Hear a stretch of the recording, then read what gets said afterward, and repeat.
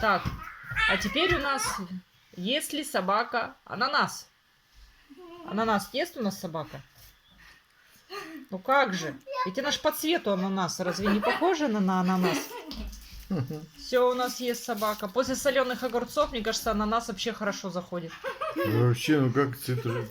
И цитрусы, и апельсины мы проверяли, есть, нет? Нет, Ну, апельсин не подумали проверить. подумай. Не, ну мы, конечно, даем по чуть-чуть, потому что вдруг чего-то нельзя им. Вот, хотя, ну, как бы, природа же не дура. Дура.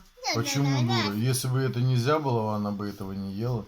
Колбасу ведь собаки плохую, некачественную не едят. Хорошо, дети едят конфет очень много, а у них потом диатез вылазит. Едят. Так это стоматологи придумали конфеты. А стоматологи это кто? Евреи.